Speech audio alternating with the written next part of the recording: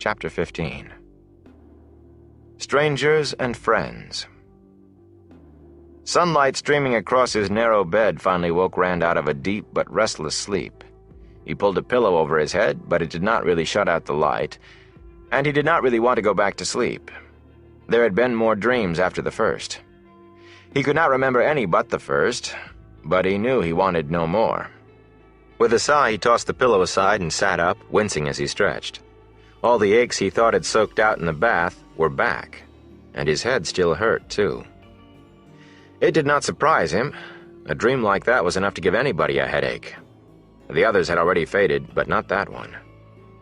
The other beds were empty. Light poured in through the window at a steep angle. The sun stood well above the horizon. By this hour back on the farm, he would have already fixed something to eat and been well into his chores.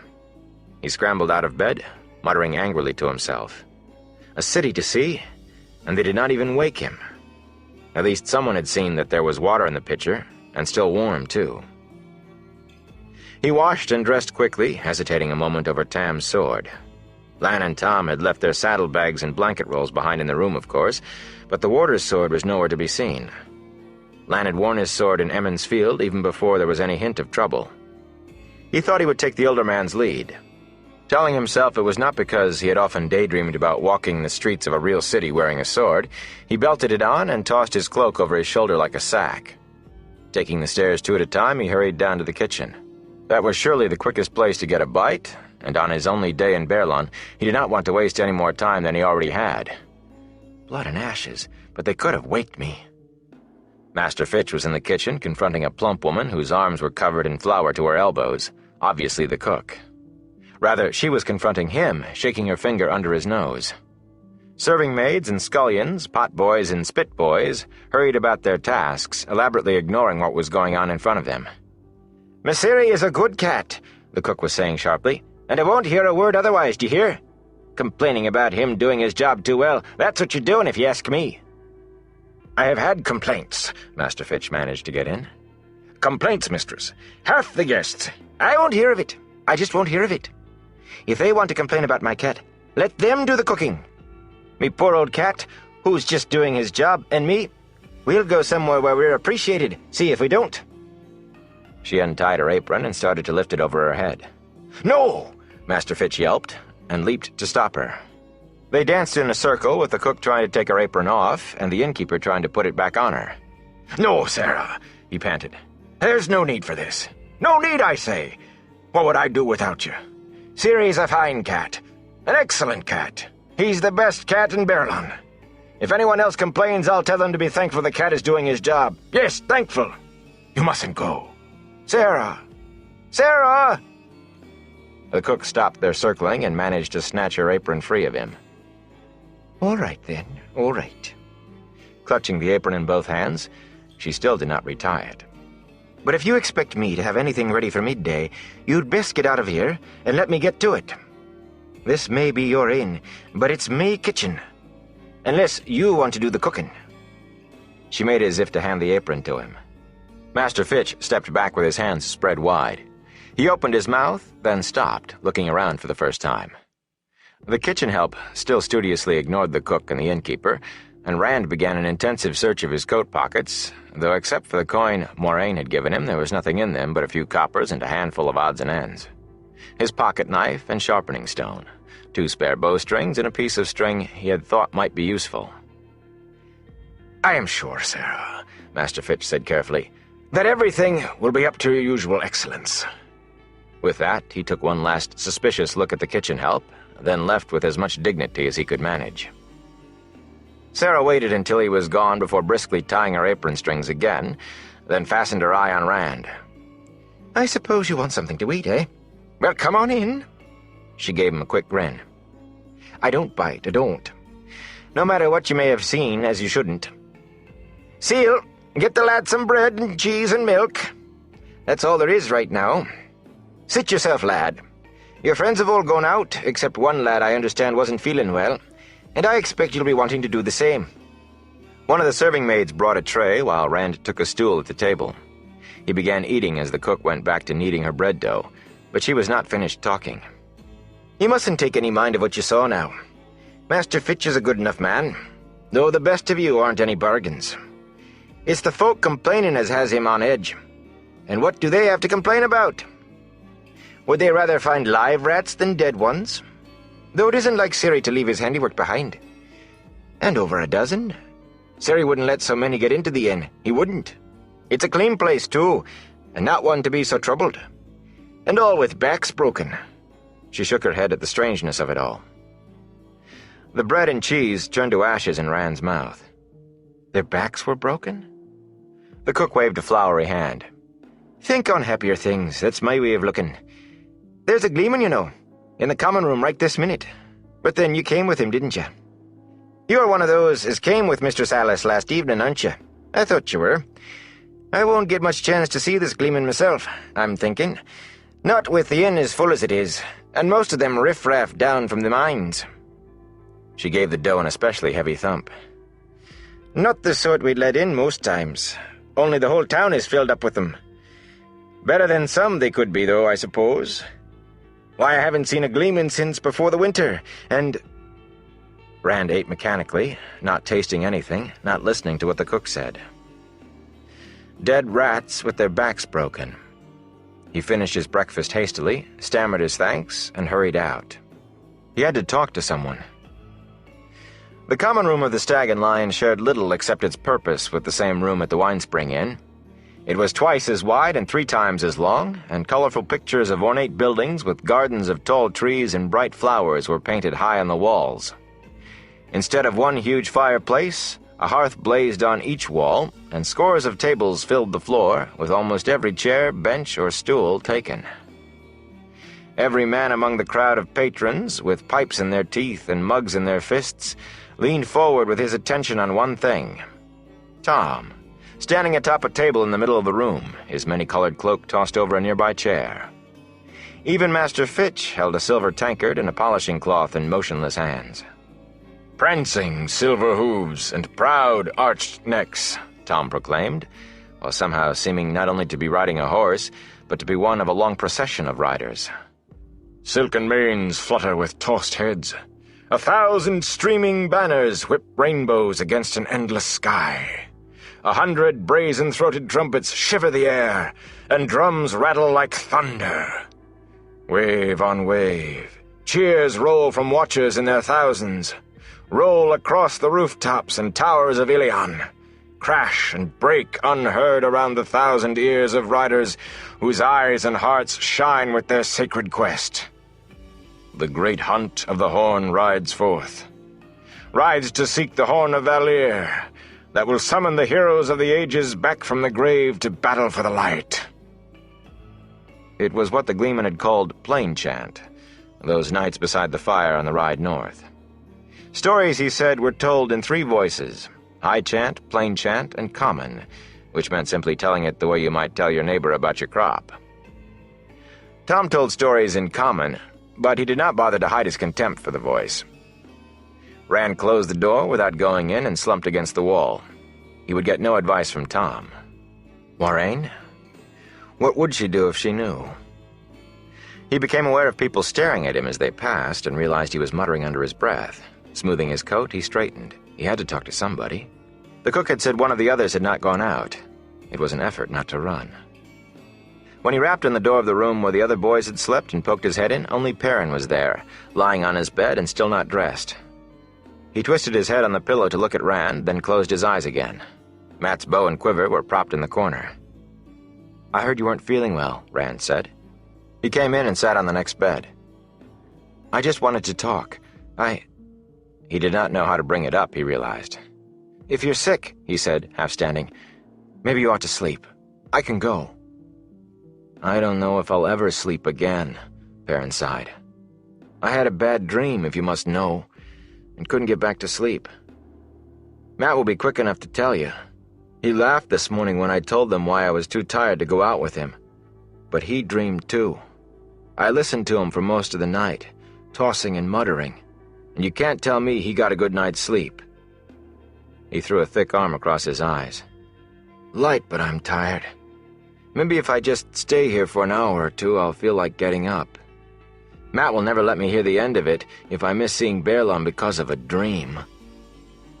Rand slowly lowered himself to the bed again. He licked his lips, then said quickly, "Did he kill a rat?" Perrin lowered his arm and stared at him. "You too?" he said finally. When Rand nodded, he said, "I wish I was back home. He told me. He said, 'What are we going to do?' Have you told Moiraine?" "No, not yet. Maybe I won't, I don't know." "What about you?" "He said, 'Blood and ashes, Rand. I don't know.'" Perrin raised up on his elbows abruptly. "Do you think Matt had the same dream?" "He laughed, but it sounded forced, and he looked funny when I said I couldn't sleep because of a dream." "Maybe he did," Rand said. Guiltily, he felt relieved he was not the only one. "I was going to ask Thom for advice. He's seen a lot of the world. You don't think we should tell Moiraine, do you?" Perrin fell back on his pillow. "You heard the stories about Aes Sedai. Do you think we can trust Thom? If we can trust anybody?" "Rand, if we get out of this alive, if we ever get back home, and you hear me say anything about leaving Emond's Field, even to go as far as Watch Hill, you kick me, all right?" "That's no way to talk," Rand said. He put on a smile, as cheerful as he could make it. "Of course we'll get home. Come on, get up. We're in a city, and we have a whole day to see it. Where are your clothes?" "You go. I just want to lie here a while." Perrin put his arm back across his eyes. "You go ahead. I'll catch you up in an hour or two." "It's your loss," Rand said as he got up. "Think of what you might miss." He stopped at the door. "Merrilin. How many times have we talked about seeing Merrilin one day?" Perrin lay there with his eyes covered and did not say a word. After a minute, Rand stepped out and closed the door behind him. In the hallway, he leaned against the wall, his smile fading. His head still hurt. It was worse, not better. He could not work up much enthusiasm for Merrilin either, not now. He could not summon enthusiasm about anything. A chambermaid came by, her arms full of sheets, and gave him a concerned look. Before she could speak, he moved off down the hall, shrugging into his cloak. Thom would not be finished in the common room for hours yet. He might as well see what he could. Perhaps he could find Matt and see if Baal-Zaman had been in his dreams too.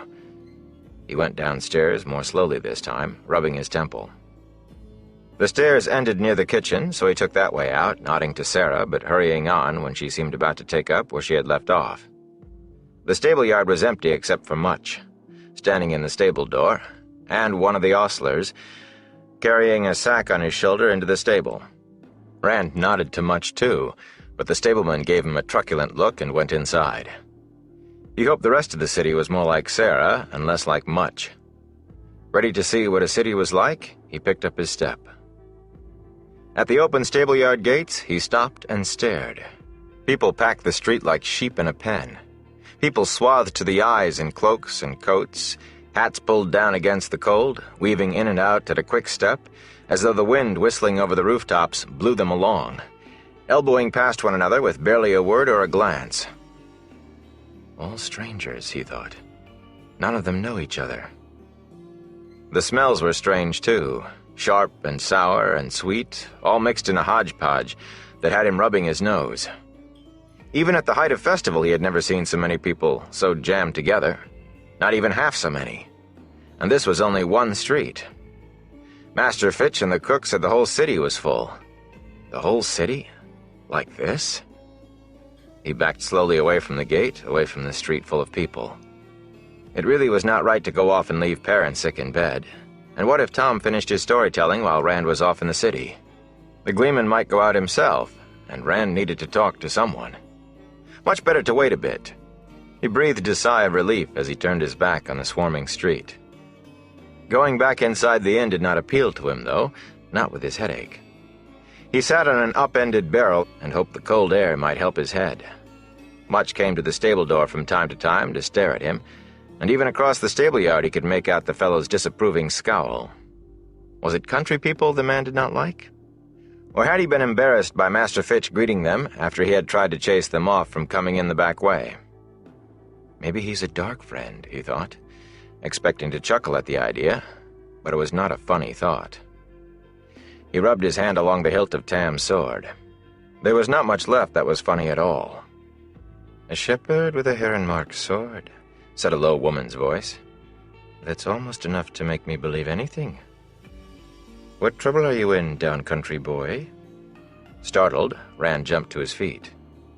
It was the crop-haired young woman who had been with Moiraine when he came out of the bath chamber, still dressed in a boy's coat and breeches. She was a little older than he was, he thought, with dark eyes, even bigger than Egwene's, and oddly intent. "You are Rand, aren't you?" she went on. "My name is Min." "I'm not in trouble," he said. He did not know what Moiraine had told her, but he remembered Lan's admonition not to attract any notice. "What makes you think I'm in trouble? The Two Rivers is a quiet place, and we're all quiet people. No place for trouble, unless it has to do with crops or sheep." "Quiet?" Min said with a faint smile. "I've heard men talk about you Two Rivers folk. I've heard the jokes about wooden-headed sheep herders, and then there are men who have actually been down country." "Wooden-headed," Rand said, frowning. "What jokes?" "The ones who know," she went on as if he had not spoken, "say you walk around all smiles and politeness, just as meek and soft as butter. On the surface, anyway. Underneath, they say, you're all as tough as old oak roots. Prod too hard, they say, and you dig up stone. But the stone isn't buried very deep in you, or in your friends. It's as if a storm has scoured away almost all the covering. Moiraine didn't tell me everything, but I see what I see. Old oak roots? Stone?" It hardly sounded like the sort of thing the merchants or their people would say. That last made him jump, though. He looked around quickly. The stable-yard was empty, and the nearest windows were closed. "I don't know anybody named... What was it again?" "Mistress Alice, then, if you prefer," Min said, with an amused look that made his cheeks color. "There's no one close enough to hear." "What makes you think Mistress Alice has another name?" "Because she told me," Min said, so patiently that he blushed again. "Not that she had a choice, I suppose. I saw she was... different, right away. When she stopped here before on her way down country. She knew about me. I've talked to others like her before." "Saw," Rand said. "Well, I don't suppose you'll go running to the children, not considering who your traveling companions are. The Whitecloaks wouldn't like what I do any more than they like what she does." "I don't understand." "She says I see pieces of the pattern." Min gave a little laugh and shook her head. "Sounds too grand to me. I just see things when I look at people, and sometimes I know what they mean. I look at a man and a woman who've never even talked to one another, and I know they'll marry, and they do. That sort of thing. She wanted me to look at you. All of you together." Rand shivered. "And what did you see?" "When you're all in a group, sparks swirling around you. Thousands of them, and a big shadow, darker than midnight. It's so strong, I almost wonder why everybody can't see it. The sparks are trying to fill the shadow, and the shadow is trying to swallow the sparks." She shrugged. "You are all tied together in something dangerous, but I can't make any more of it." "All of us?" Rand muttered. "Egwene, too? But they weren't after... Min did not seem to notice his slip. "The girl? She's part of it. And the Gleeman. All of you. You're in love with her." He stared at her. "I can tell that even without seeing any images. She loves you too, but she's not for you or you for her. Not the way you both want." "What's that supposed to mean?" "When I look at her, I see the same as when I look at Mistress Alice. Other things I don't understand, too, but I know what that means. She won't refuse it." "This is all foolishness," Rand said uncomfortably. His headache was fading to numbness. His head felt packed with wool. He wanted to get away from this girl and the things she saw. And yet... What do you see when you look at the rest of us? All sorts of things, Min said, with a grin as if she knew what he really wanted to ask. Master Andra has 7 ruined towers around his head, and a babe in a cradle holding a sword, and... She shook her head. Men like him, you understand, always have so many images they crowd one another. The strongest images around the Gleeman are a man, not him, juggling fire, and the White Tower. And that doesn't make any sense at all for a man. The strongest things I see about the big curly-haired fellow are a wolf, and a broken crown, and trees flowering all around him. And the other one, a red eagle, an eye on a balance scale, a dagger with a ruby, a horn, and a laughing face. There are other things, but you see what I mean. This time I can't make up or down out of any of it. She waited then, still grinning, until he finally cleared his throat and asked, "What about me?" Her grin stopped just short of outright laughter. "The same kind of things as the rest.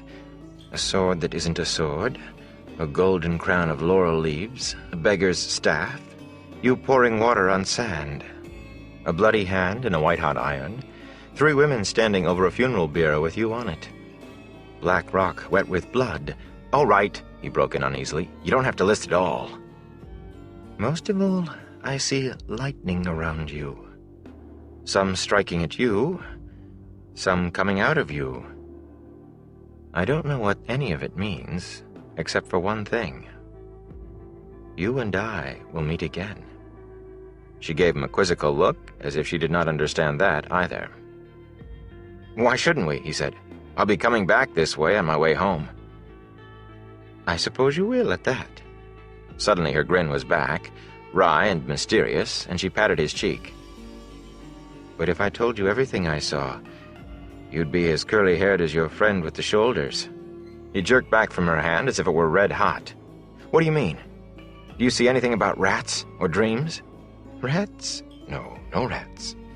As for dreams, maybe it's your idea of a dream, but I never thought it was mine."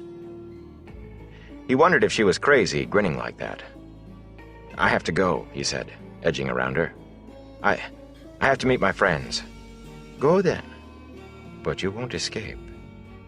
He didn't exactly break into a run, but every step he took was quicker than the step before. "Run if you want," she called after him. "You can't escape me." Her laughter sped him across the stable yard and out into the street, into the hubbub of people. Her last words were too close to what Baalzamon had said. He blundered into people as he hurried through the crowd, earning hard looks and hard words, but he did not slow down until he was several streets away from the inn. After a time, he began to pay attention again to where he was. His head felt like a balloon, but he stared and enjoyed anyway. He thought Merrilin was a grand city, if not exactly in the same way as cities in Thom's stories.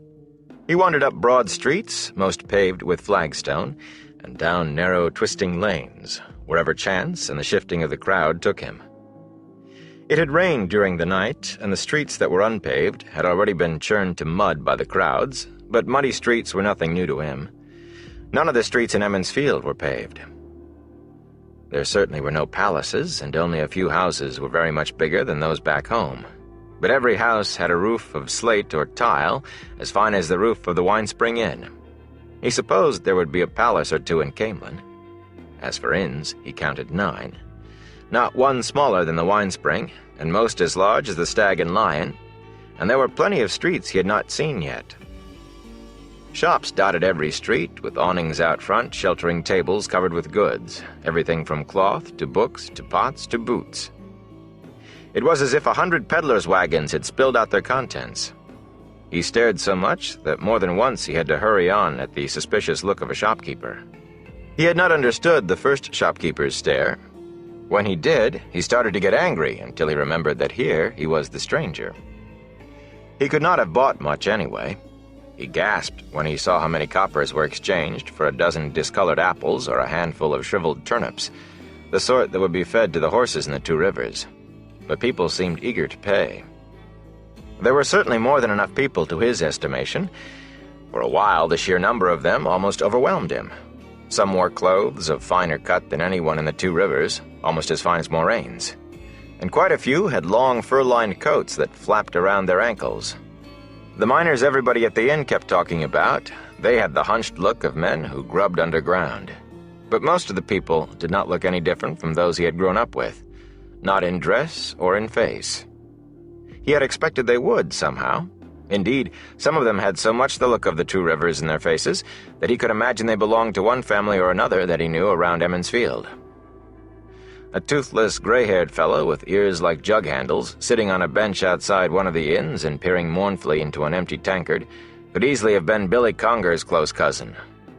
The lantern-jawed tailor sewing in front of his shop might have been John Thane's brother, even to the same bald spot on the back of his head.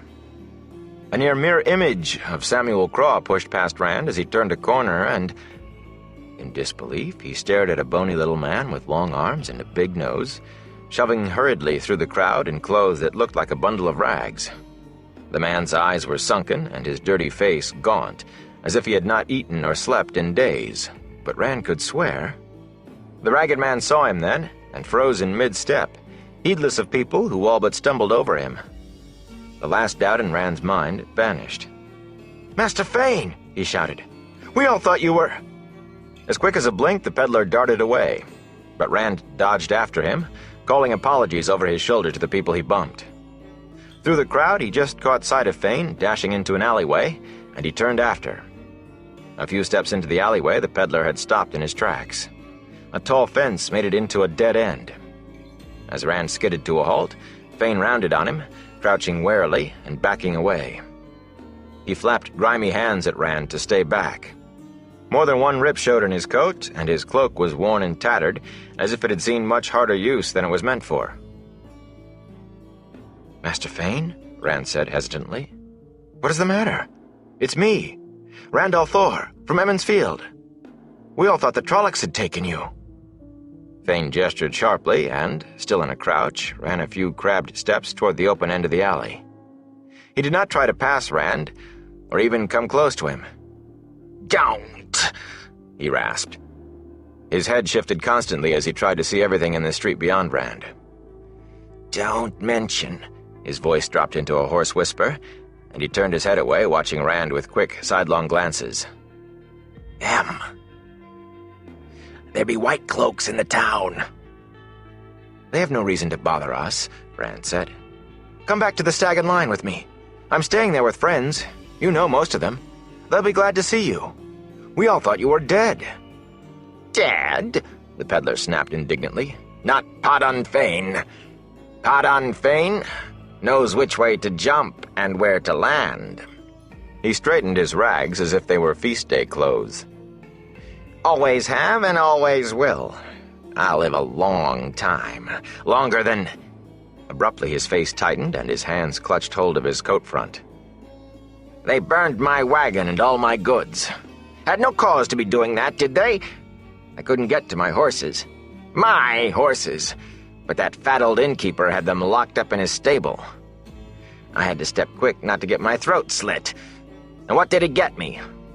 All that I've got left is what I stand up in. Now is that fair? Is it now?" "Your horses are safe in Master Alvir's stable. You can get them any time. If you come to the inn with me, I'm sure Moiraine will help you get back to the Two Rivers." "Ah! She's the Aes Sedai, is she?" A guarded look came over Fain's face. "Maybe, though." He paused, licking his lips nervously. "How long will you be at this? What was it? What did you call it? The Stag and Lion?" "We leave tomorrow," Rand said. "Well, what does that have to do with—" "You just don't know," Fain whined. "Standing there with a full belly and a good night's sleep in a soft bed. I've hardly slept a wink since that night. My boots are all worn out with running, and as for what I've had to eat—" His face twisted. "I don't want to be within miles of an Aes Sedai. He spat the last words. "Not miles and miles. But I may have to. I've no choice, have I? The thought of her eyes on me, of her even knowing where I am." He reached toward Rand as if he wanted to grab his coat, but his hands stopped short, fluttering, and he actually took a step back. "Promise me you won't tell her. She frightens me. There's no need to be telling her. No reason for an Aes Sedai to even be knowing I'm alive. You have to promise. You have to!" "I promise," Rand said soothingly. "But there's no reason for you to be afraid of her. Come with me. The least you'll get is a hot meal." Maybe. Fain rubbed his chin pensively. "Tomorrow, you say. In that time, you won't forget your promise. You won't be letting her—" "I won't let her hurt you," Rand said, wondering how he could stop an Aes Sedai, whatever she wanted to do. "She won't hurt me," Fain said. "No, she won't. I won't be letting her." Like a flash, he haired past Rand into the crowd. "Master Fain!" Rand called. "Wait!" He dashed out of the alley just in time to catch sight of a ragged coat disappearing around the next corner. Still calling, he ran after it, darted around the corner. He only had time to see a man's back before he crashed into it, and they both went down in a heap in the mud. "Can't you watch where you're going?" came a mutter from under him, and Rand scrambled up in surprise. "Matt?" Matt sat up with a baleful glare and began scraping mud off his cloak with his hands. "You must really be turning into a city man. Sleep all morning and run right over people." Climbing to his feet, he stared at his muddy hands, then muttered and wiped them off on his cloak. "Listen, you'll never guess who I thought I just saw." "Padan Fain," Rand said. "Padan Fain!" "How did you know?" "I was talking to him, but he ran off." "So the troll—" Matt stopped to look around warily, but the crowd was passing them by with never a glance. Rand was glad he had learned a little caution. So they didn't get him. I wonder why he left Emmons Field without a word like that. Probably started running then, too, and didn't stop until he got here. But why was he running just now? Rand shook his head and wished he had not. It felt as though it might fall off. "I don't know. Except that he's afraid of Mistress Alice." "All this watching what you said was not easy. He doesn't want her to know he's here. He made me promise I wouldn't tell her." "Well, his secret is safe with me," Matt said. "I wish he didn't know where I was either." "Matt..." People still streamed by without paying them any heed, but Rand lowered his voice anyway and leaned closer. "Matt, did you have a nightmare last night about a man who killed a rat?" Matt stared at him without blinking. "You too?" he said finally. "And Perrin, I suppose. I almost asked him this morning, but he must have. Blood and ashes. Now somebody's making us dream things. Rand, I wished nobody knew where I was." There were dead rats all over the inn this morning. He did not feel as afraid at saying it as he would have earlier. He did not feel much of anything. Their backs were broken. His voice rang in his own ears. If he was getting sick, he might have to go to Moiraine. He was surprised that even the thought of the one power being used on him did not bother him. Matt took a deep breath, hitching his cloak, and looked around as if searching for somewhere to go. "What's happening to us, Rand? What?" "I don't know. I'm going to ask Thom for advice about whether to tell anyone else." "No, not her. Maybe him, but not her." The sharpness of it took Rand by surprise. "Then you believed him?" He did not need to say which him he meant. The grimace on Matt's face said he understood. "No," Matt said slowly. "It's the chances, that's all. If we tell her and he was lying, then maybe nothing happens. Maybe. But maybe just him being in our dreams is enough for... I don't know." He stopped to swallow. "If we don't tell her, maybe we'll have some more dreams. Rats or no rats, dreams are better than... Remember the fairy? I say we keep quiet." All right. Rand remembered the fairy, and Moiraine's threat, too. But somehow it seemed a long time ago. All right. Perrin won't say anything, will he? Matt went on, bouncing on his toes. We have to get back to him. If he tells her, she'll figure it out about all of us. You can bet on it. Come on. He started off briskly through the crowd. Rand stood there looking after him until Matt came back and grabbed him. At the touch of his arm, he blinked, then followed his friend. What's the matter with you? Matt asked. You going to sleep again? I think I have a cold, Rand said. His head was as tight as a drum and almost as empty. You can get some chicken soup when we get back to the inn, Matt said. He kept up a constant chatter as they hunted through the packed streets. Rand made an effort to listen and even to say something now and then, but it was an effort. He was not tired. He did not want to sleep. He just felt as if he were drifting. After a while, he found himself telling Matt about Min. A dagger with a ruby, eh? Matt said. I like that. I don't know about the eye, though. Are you sure she wasn't making it up? It seems to me she would know what it all means, if she really is a soothsayer. She didn't say she's a soothsayer, Rand said. I believe she does see things. Remember, Moiraine was talking to her when we finished our baths? And she knows who Moiraine is. Matt frowned at him. I thought we weren't supposed to use that name.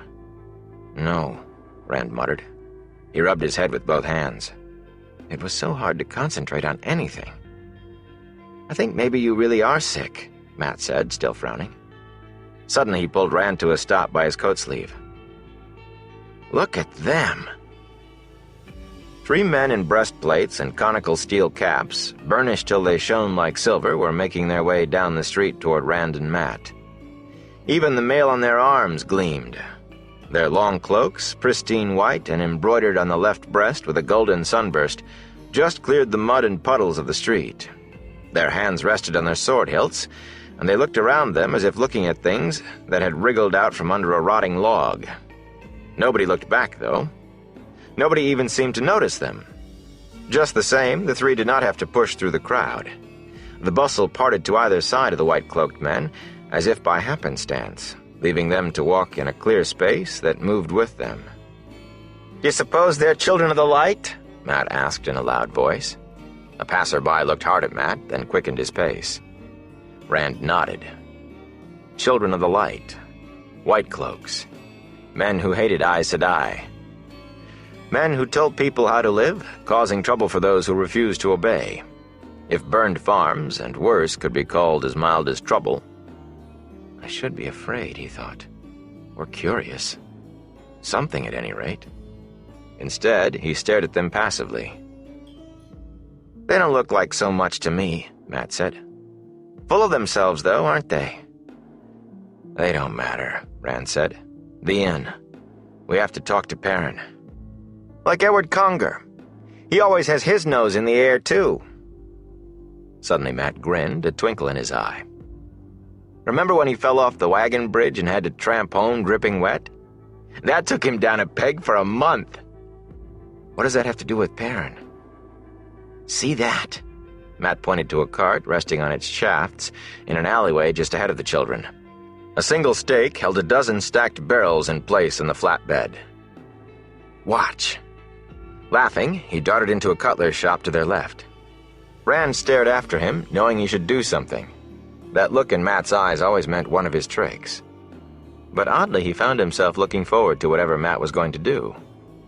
Something told him that feeling was wrong, that it was dangerous, but he smiled in anticipation anyway. In a minute, Matt appeared above him, climbing half out of an attic window onto the tile roof of the shop.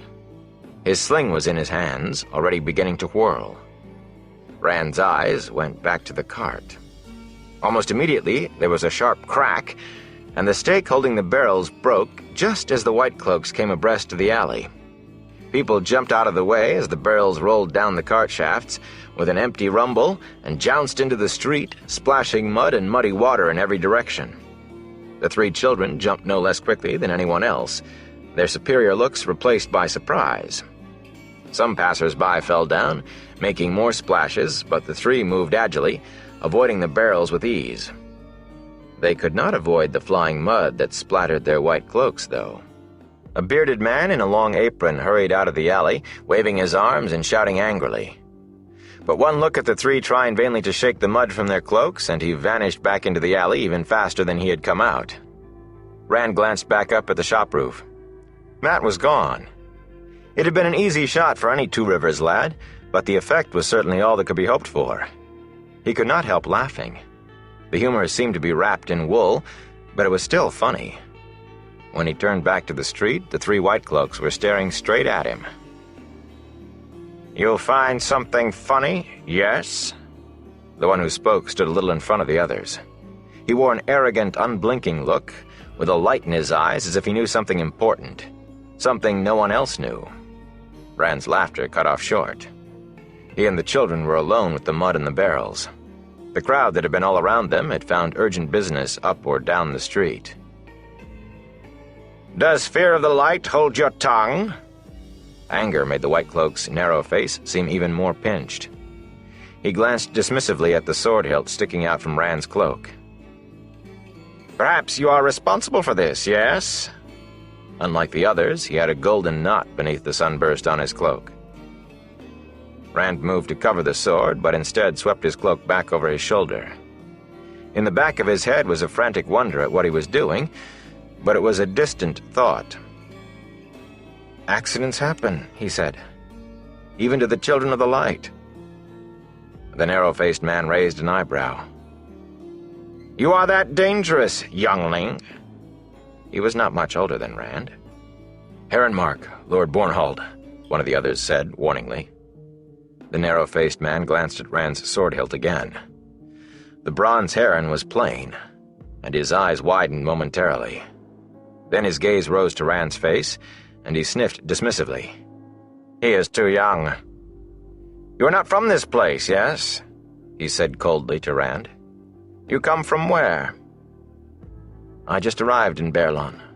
A tingling thrill ran along Rand's arms and legs. He felt flushed, almost warm. "You wouldn't know of a good inn, would you?" "You avoid my questions," Bornhold snapped.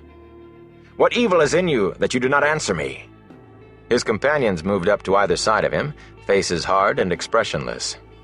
Despite the mudstains on their cloaks, there was nothing funny about them now. The tingling filled Rand. The heat had grown to a fever. He wanted to laugh, it felt so good. A small voice in his head shouted that something was wrong, but all he could think of was how full of energy he felt, nearly bursting with it. Smiling, he rocked on his heels and waited for what was going to happen. Vaguely, distantly, he wondered what it would be. The leader's face darkened. One of the others drew his sword enough for an inch of steel to show and spoke in a voice quivering with anger. "When the children of the light ask questions, you gray-eyed bumpkin, we expect answers or—" He cut off as the narrow-faced man threw an arm across his chest. Bornhold jerked his head up the street. The town watch had arrived, a dozen men in round steel caps and studded leather jerkins, carrying quarterstaffs, as if they knew how to use them. They stood watching, silently, from 10 paces off. "This town has lost the light," growled the man who had half drawn his sword. He raised his voice to shout at the watch. "Merrilin stands in the shadow of the Dark One!" At a gesture from Bornhold, he slammed his blade back into its scabbard. Bornhold turned his attention back to Rand. The light of knowing burned in his eyes. "Dark friends do not escape us, youngling, even in a town that stands in the shadow. We will meet again. You may be sure of it." He spun on his heel and strode away. His two companions close behind, as if Rand had ceased to exist. For the moment, at least. When they reached the crowded part of the street, the same seemingly accidental pocket as before opened around them. The watchmen hesitated, eyeing Rand, then shouldered their quarterstaffs and followed the white-cloaked three. They had to push their way into the crowd, shouting, "Make way for the watch!" Few did make way, except grudgingly. Rand still rocked on his heels, waiting. The tingle was so strong that he almost quivered. He felt as if he were burning up. Mat came out of the shop, staring at him. "You aren't sick," he said finally. "You are crazy." Rand drew a deep breath, and abruptly it was all gone like a pricked bubble. He staggered as it vanished, the realization of what he had just done flooding in on him. Licking his lips, he met Matt's stare. "I think we had better go back to the inn now," he said unsteadily. "Yes," Matt said. "Yes, I think we better had." The street had begun to fill up again, and more than one passerby stared at the two boys and murmured something to a companion. Rand was sure the story would spread. A crazy man had tried to start a fight with 3 children of the light. That was something to talk about. Maybe the dreams are driving me crazy. The two lost their way several times in the haphazard streets, but after a while they fell in with Thom Merrilin, making a grand procession all by himself through the throng. The gleeman said he was out to stretch his legs and for a bit of fresh air, but whenever anyone looked twice at his colorful cloak, he would announce in a resounding voice, "I am at the Stag and Lion, tonight only." It was Matt who began disjointedly telling Thom about the dream and their worry over whether or not to tell Moiraine. But Rand joined in, for there were differences in exactly how they remembered it. Or maybe each dream was a little different, he thought. The major part of the dreams was the same, though. They had not gone far in the telling before Thom started paying full attention. When Rand mentioned Baalzamon, the gleeman grabbed them each by a shoulder with a command to hold their tongues, raised on tiptoe to look over the heads of the crowd, then hustled them out of the press to a dead-end alley that was empty, except for a few crates and a slat-ribbed yellow dog huddled out of the cold. Thom stared out at the crowd, looking for anyone stopping to listen, before turning his attention to Rand and Matt. His blue eyes bored into theirs, between flickering away to watch the mouth of the alley. "Don't ever say that name where strangers can hear." His voice was low but urgent. "Not even where a stranger might hear. It is a very dangerous name, even where children of the light are not wandering the streets." Matt snorted. "I could tell you about children of the light," he said with a wry look at Rand. Thom ignored him. "If only one of you had had this dream." He tugged at his mustache furiously. "Tell me everything you can remember about it. Every detail." He kept up his wary watch while he listened. "He named the men he said had been used," Rand said finally. He thought he had told everything else. "Gwer Amalasan, Rowland Darksbane. Davian," Matt added before he could go on, "and Urian Stonebow. And Loghain," Rand finished. "Dangerous names," Thom muttered. His eyes seemed to drill at them even more intently than before. Nearly as dangerous as that other, one way and another. All dead now, except for Loghain. Some long dead. Rowland Darksbane, nearly 2,000 years. But dangerous just the same. Best you don't say them aloud even when you're alone. Most people wouldn't recognize a one of them, but if the wrong person overhears... "But who were they?" Rand said. "Men," Thom murmured. "Men who shook the pillars of heaven and rocked the world on its foundations." He shook his head. "It doesn't matter. Forget about them. They are dust now." Were they used, like you said?" Matt asked. "And killed?" "You might say the White Tower killed them. You might say that." Thom's mouth tightened momentarily, then he shook his head again. "But used? No, I cannot see that. The light knows the Amerlin seat has enough plots going, but I can't see that." Matt shivered. He said so many things. Crazy things. All that about Luz Theron Kinslayer and Ardo Hawkwing and the Eye of the World? What in the light is that supposed to be? A legend, the Gleeman said slowly. Maybe. As big a legend as the Horn of Valir, at least in the borderlands. Up there, young men go hunting the Eye of the World, the way young men from Ilion hunt the Horn. Maybe a legend. "What do we do, Thom?" Rand said. "Do we tell her? I don't want any more dreams like that. Maybe she could do something." "Maybe we wouldn't like what she did," Matt growled. Thom studied them, considering and stroking his mustache with a knuckle. "I say hold your peace," he said finally. "Don't tell anyone, for the time at least. You can always change your mind, if you have to, but once you tell, it's done, and you're tied up worse than ever with her." Suddenly he straightened, his stoop almost disappearing. "The other lad, you say he had the same dream. Does he have sense enough to keep his mouth shut?" "I think so," Rand said, at the same time that Matt said, "We were going back to the inn to warn him." "The lights end we're not too late." Cloak flapping around his ankles, patches fluttering in the wind, Thom strode out of the alley, looking back over his shoulder without stopping. "Well, are your feet pegged to the ground?" Rand and Matt hurried after him, but he did not wait for them to catch up. This time he did not pause for people who looked at his cloak, or those who hailed him as a gleeman either. He clove through the crowded streets as if they were empty, Rand and Matt half running to follow in his wake. In much less time than Rand expected, they were hurrying up to the Stag and Lion. As they started in, Perrin came speeding out, trying to throw his cloak around his shoulders as he ran. He nearly fell in his effort not to carry him into them. "I was coming looking for you two," he panted, when he had caught his balance. Rand grabbed him by the arm. "Did you tell anyone about the dream? Say that you didn't," Matt demanded. "It's very important," Thom said. Perrin looked at them in confusion. "No, I haven't. I didn't even get out of bed until less than an hour ago." His shoulders slumped.